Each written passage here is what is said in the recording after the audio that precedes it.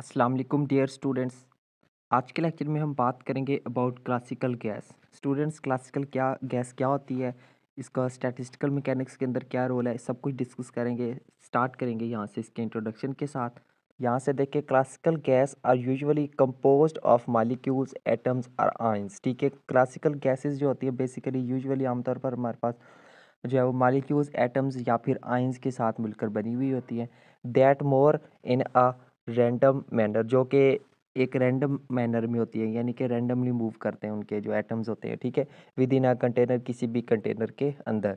These molecules have thermal energy, उन molecules के पास thermal energy होती है which is responsible for the motion, जो कि मोशन के लिए उन उन मालिक्यूल्स या उन एटम्स के आपस जो वो मूव करते हैं उस मूवमेंट का भी रेस्पॉन्सिबल है। And collision of the particle with in the gas, और उस गैस के अंदर उन पार्टिकल्स का आपस में कोलाइड करना, कोलिजन होना, उसके भी क्या है वो रेस्पॉन्सिबल है। ठीक है, उसके बाद है जी, यहाँ से देखें, the behaviour of classical gases can be described using the ideal gas law. ठीक है, अगर हमने किसी भी क्लासिकल गैस के बिहेवियर को डिस्क्राइब करना हो तो उसके लिए हम जो है वो आइडियल गैस लॉ यूज़ कर सकते हैं। ठीक है, विच relates pressure, volume and temperature of a gas, जो कि हमें रिलेट करता है प्रेशर, वॉल्यूम और टेम्परेचर को किसी भी गैस के। आ गया जी, the molecules within the gas are point point like, हमारे पास जो जो मालिक्यूल्स होते हैं उस गैस के अंदर, ठीक है, वो हमारे पास कहते हैं पॉइंट लाइक होते हैं। And they do not interact with one another, और वो एक दूसरे के साथ इंटरेक्ट भी नहीं करते एक्सेप्ट थ्रू इलास्टिक लाइजन, सिर्फ इलास्टिक लाइजन्स के बगैर। ठीक है, उसके बाद है जी हमारे पास, इसको मज़ीद यहाँ पे एक्सप्लेन करते हैं। यहाँ से देखें, consider an ideal monoatomic classical gas of an non interacting particles at temperature T in a container having volume V. Consider कर लेते हैं, हमारे पास एक आइडियल मोनोटॉमिक क्लासिकल गैस है। ठीक है, जिसमें जो नंबर ऑफ पार्टिकल्स क्या है, एन है, और वो क्या है, नॉन इंटरेक्टिंग पार्टिकल्स हैं। किसी कोई भी हमारे पास एक टेम्परेचर है टी, उसका और उसका वॉल्यूम क्या है हमारे पास, वी है। ठीक है, the total energy of system is given, तो उस सिस्टम की जो टोटल एनर्जी है वो हमारे पास किसके बराबर होगी, E will be equal to kinetic energy, या फिर इसको जो है वो तमाम पार्टिकल्स के लिए हम इसको जो है वो स्पेशल फॉर्म में लिख सकते हैं। यहाँ पे आपको पता है कि काइनेटिक एनर्जी जो है वो बराबर होती है पी स्क्वायर ओवर 2m के बराबर होती है। ये आ गई हमारे पास इक्वेशन नंबर 1 आ गई। ठीक है, आ गया जी, the semi classical partition function is given, जो सेमी क्लासिकल पार्टीशन फंक्शन जो कि हमने लास्ट लेक्चर्स के अंदर फाइंड किया था, वो हमारे पास क्या होता है, वो हमारे पास जो है वो इस चीज़ के बराबर होता है, यानी कि z बराबर होता है 1/n factorial into 1/h³ into integral e raise to the power minus beta e into d cube q into d cube p. ठीक है, ये और होल पावर इसकी कितनी आ जाती है हमारे पास, n आ जाती है। ये क्या है हमारे पास, सेमी क्लासिकल पार्टीशन फंक्शन है। ठीक है, अब हम क्या करेंगे, यहाँ पे जो है वो इसकी जो इसको जो है वो हम मज़ीद सॉल्व करेंगे। ठीक है, तो ये देखिए हमारे पास एक सीरीज़ है। ठीक है, सीरीज़ को क्या कर लेना है, यहाँ पे ओपन कर लेना है। ठीक है, यहाँ पे हमने इसको क्या कर लेना है, ओपन कर लेना है। यहाँ पे फिलहाल ये जो ई है ना, इसकी जगह पे तो इसकी ये वाली वैल्यू पुट कर दी। ठीक है, और आगे वाली ये जो टर्म्स आ रही हैं, ठीक है, इनको हमने क्या कर देना है, ओपन फॉर्म में लिख लेना है। ठीक है, सो और उसके बाद जो है वो इसको मज़ीद सॉल्व करते हैं।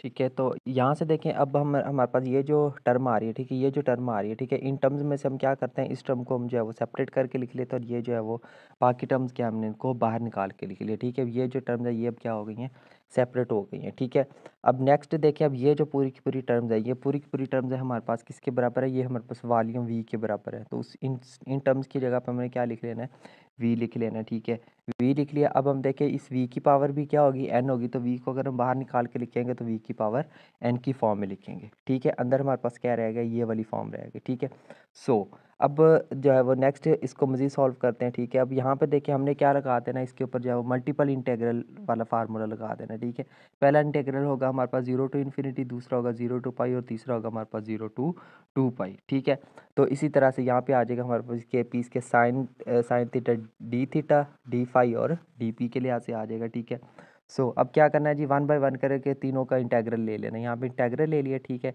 तो यहाँ पे जो है वो इसका इंटेग्रल हमारे पास क्या आ गया, ये आ गया। ठीक है, सेम एज टी इसका इंटेग्रल भी यहाँ पे आ गया। ठीक है, और इसका इंटेग्रल भी हमने यहाँ पे लिख लिया। अब क्या करना है जी, इसको मज़ीद सॉल्व करते हैं। ठीक है, यहाँ पे देखिए हमारे पास ये हो जाएगा पी स्क्र इंटू, यहाँ पे देखिए ये वाला 2 और ये वाला 2 आपस में मिलकर 2 2 ज़ार 4, 4 पाई को हमने बाहर निकाल लिया। पीछे हमारे पास क्या रह जाएगा, पी स्क्र डी पी रह गया, पी स्क्र डी पी आ गया। सो इसको मज़ीद सॉल्व कर लेते हैं, ठीक है। यहाँ पे देखिए हमारे पास पी स्क्वायर यानी कि पी है, पी की वैल्यू देखिए हमारे पास क्या होती है बेसिकली, या फिर इसको जो हम थोड़ा सा मज़ीद और तरह से भी सॉल्व कर सकते हैं।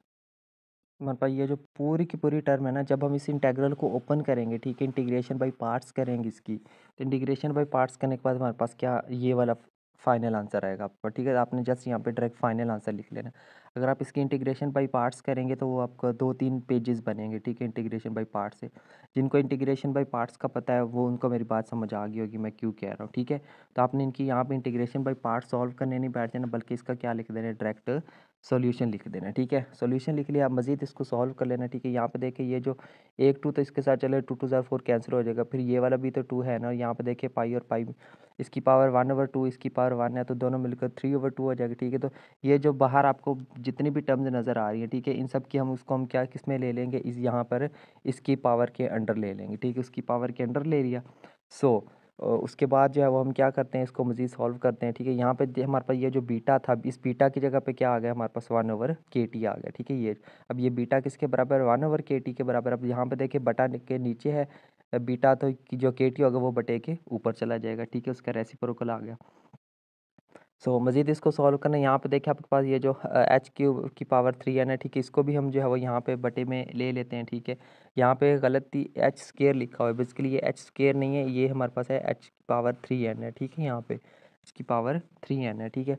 सो ये आपने इसको करेक्ट कर लेना है। सो नेक्स्ट जो है वो h की पावर 3n भी नहीं, बल्कि इसको हम लिखेंगे h की पावर 6n लिखेंगे, ठीक है, क्योंकि यहाँ पे जब इसको ओपन करेंगे तो फिर दोबारा हमारे पास h की पावर 3n के मुताबिक यहाँ से बाहर ले, तो यहाँ पे क्या आएगा, h की पावर 6n आएगा, ठीक है। h की पावर 6n आपने यहाँ पे लिखना है, वो लिखेंगे। मज़ीद इसको सॉल्व करेंगे तो हमारे पास आ जाएगा z is equal to 1/n factorial into vn over lambda cube 3n, यहाँ पे लैम्डा की पावर 3n।